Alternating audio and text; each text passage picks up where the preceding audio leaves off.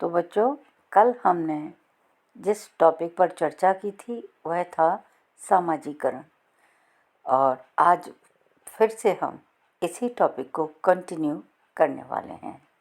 कल हमने सामाजिकरण का अर्थ और परिभाषाएं पढ़ ली थीं। आज हम जानेंगे सामाजिकरण की विशेषताएं, कैरेक्टरिस्टिक्स ऑफ सोशलाइजेशन। चलिए टॉपिक को शुरू करते हैं।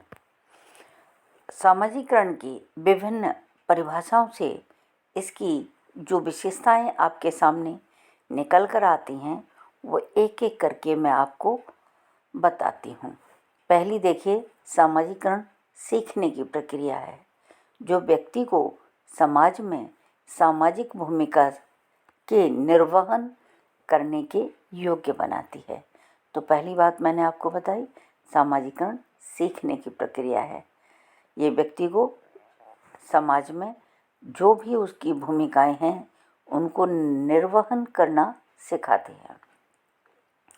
दूसरी बात देखिए, सामाजिकरण का कार्य समाज में रहकर ही संभव है, समाज से अलग रहकर नहीं किया जा सकता। तो दूसरी बात देखिए, विशेषता बता दी मैंने आपको। अब तीसरी विशेषता देखिए, मानव की मूल प्रवृत्तियां सामाजिकरण के द्वारा विकसित होती हैं। अर्थात जो तीसरी विशेषता है वह बहुत महत्वपूर्ण है, क्योंकि इसके थ्रू ही मानव की मूल प्रवृत्तियां विकसित होती हैं। चौथी विशेषता देखिए, सामाजिकरण की प्रक्रिया व्यक्ति में स्व का विकास करती है। स्व मीन्स सेल्फ, स्व का विकास करती है, जिससे उसमें व्यक्तित्व का विकास होता है। ठीक है। अब पांचवी विशेषता देखते हैं। सामाजिकरण व्यक्ति को सामाजिक परंपराओं, सामाजिक प्रथाओं, सामाजिक रूढ़ियों, सामाजिक मूल्यों, सामाजिक आदर्शों आदि का पालन करना और विपरीत सामाजिक परिस्थितियों में अनुकूलन करना सिखाती है। इस तरह से सामाजिकरण की यह विशेषता भी महत्वपूर्ण है। नेक्स्ट में देखिए, सामाजिकरण द्वारा संस्कृति, सभ्यता और अन्य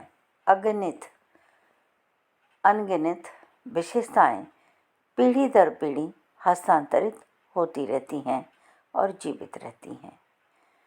इस तरह से मैंने आपको क्रमशः 1 से लेकर 6 तक सामाजिकरण की विशेषताएं बताती हैं।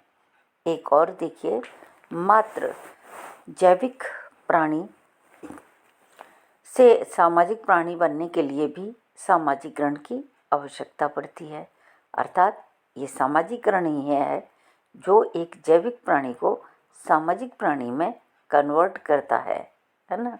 अब नेक्स्ट में देखिए, व्यक्ति का बाह्य पदार्थों और प्रवृत्तियों से परिचय कराना और तदनुरूप अनुकूलन करना सामाजिकरण के द्वारा ही संभव है।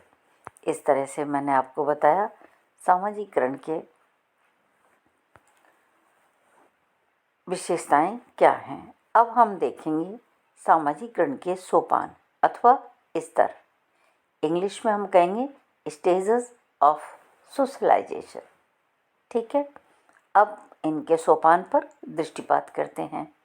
सामाजिकरण सीख की एक प्रक्रिया है, अर्थात यह सीखने की प्रक्रिया है। तो इसके रूप में जन्म से मृत्यु तक व्यक्ति कुछ न कुछ सीखता रहता है। व्यक्ति का सामाजिकरण किन किन सोपानों में अर्थात किन किन अवस्थाओं में होता है, इसके बारे में निश्चित रूप से कुछ भी कहना कठिन है।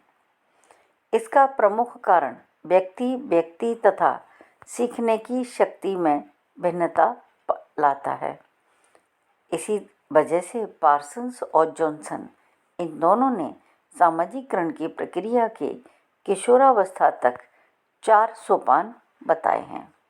तो इस तरह से हम आपको सबसे पहले बताते हैं पार्सन्स और जॉनसन के अकॉर्डिंग सामाजिकरण के जो 4 सोपान हैं उन पर चर्चा करते हैं।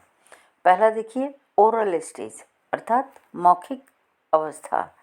यह शिशु के जीवन की सबसे प्रारंभिक अवस्था मानी जाती है। शिशु जन्म के साथ ही विविध प्रकार की परेशानियों एवं असुविधाओं का सामना करने लगता है। वह रोकर अथवा हाथ पैर चलाकर अपनी इस संवेदना को अभिव्यक्त करता है, या तो रोएगा या हाथ पैर चलाएगा। इसलिए सामाजिकरण के इस प्रथम सोपान में आवश्यक लक्ष्य भौतिक निर्भरता स्थापित करता है। इस सोपान में शिशु का संबंध परिवार के प्रत्येक सदस्य से नहीं हो पाता है। जॉनसन के अनुसार शिशु माता या अन्य जो भी पारिवारिक सदस्य है पर अधिक निर्भर होता है। इसके अनुसार इस सोपान में माता एवं शिशु का विलय हो जाता है। माता एवं शिशु का विलय हो जाता है।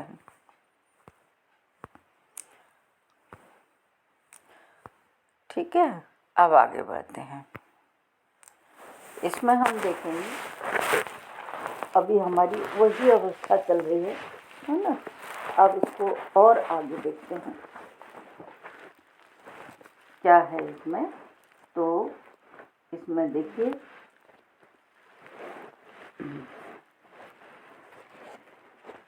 सामाजिकरण में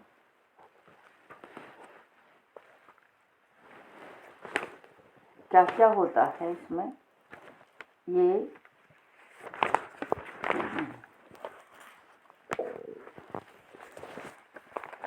इसमें थोड़ा सा ये भी देखना पड़ेगा कि इसीलिए सामाजिकरण सामाजिकरण के इस प्रथम सोपान में आवश्यक लक्ष्य मौखिक निर्भरता स्थापित करना है। इस सोपान में शिशु का संबंध परिवार के प्रत्येक सदस्य से नहीं हो पाता है। जॉनसन के अनुसार शिशु माता या जो उसका पोषक करता होता है उसी पर निर्भर करता है। इनके अनुसार इस सोपान में माता एवं शिशु का विलय हो जाता है। परिवार के अन्य सदस्यों के लिए बालक महज एक संपदा या एक खिलौना होता है। वो बालक सिर्फ माता के लिए, औरों के लिए जस्ट लाइक खिलौना। शिशु की प्रमुख समस्या भूख, प्यास, ठंड और गर्मी है। इसके बाद वह अपनी भूख पर कुछ नियंत्रण रखना सीख जाता है तथा शिशु माँ के शारीरिक संपर्क का आनंद महसूस करता है। इस अवस्था में शिशु और माता मिले जुले रहते हैं। सामान्यतः यह स्तर 1 से लेकर के 1.5 वर्ष तक का होता है। तो ये मैंने आपको बताया है पहली अवस्था। अब मैं आपको दूसरी अवस्था बताती हूँ। दूसरी अवस्था है एनल स्टेज, शौच अवस्था है ये। यह अवस्था प्रत्येक परिवार और समाज में भिन्न भिन्न होती है। जॉनसन के अनुसार अमेरिकी मध्यम वर्ग में संभवतः यह प्रथम वर्ष में शुरू होकर तृतीय वर्ष में समाप्त हो जाती है। भारतीय समाज में इसकी 1.5 या 2 वर्ष की आयु मानी जाती है।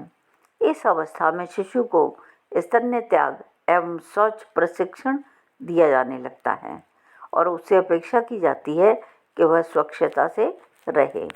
इस अवस्था में उसे थोड़ा बहुत अनुचित और उचित वस्तु का ज्ञान भी करा दिया जाता है। शिशु की देखभाल के साथ उसे प्यार व स्नेह दिया जाता है।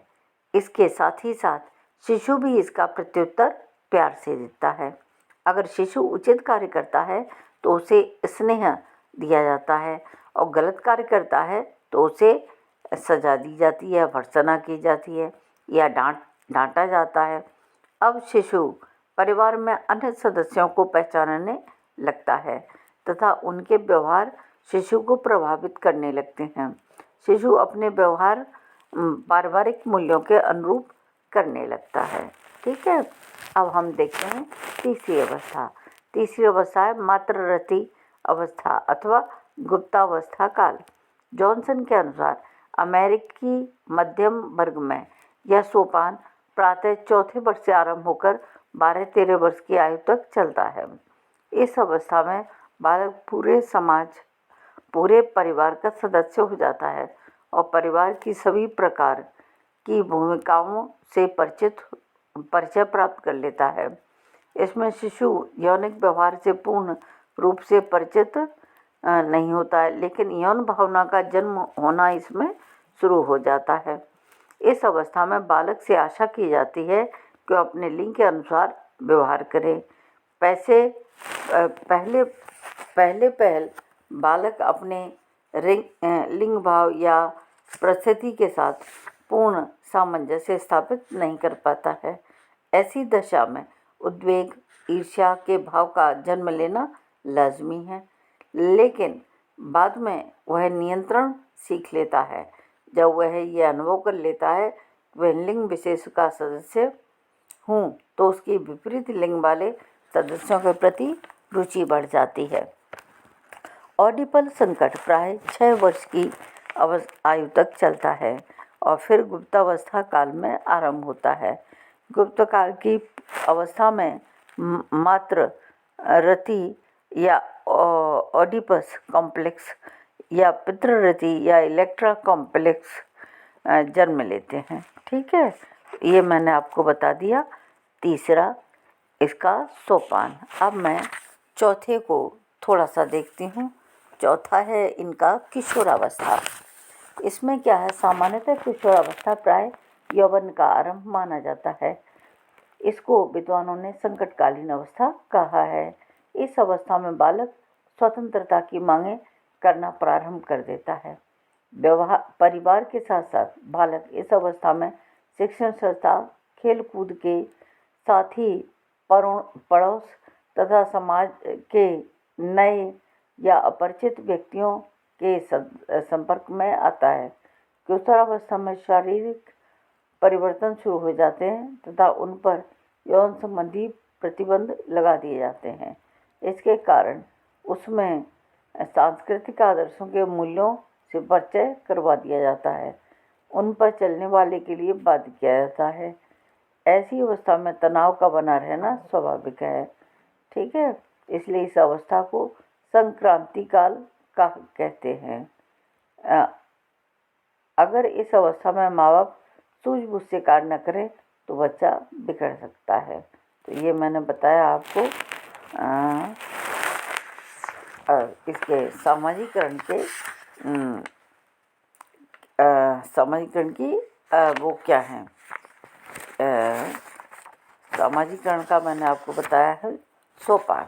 ठीक है, और सोपान में मैंने आपको जॉनसन के बारे में बता दिया, जॉनसन के बारे में बताया है ना।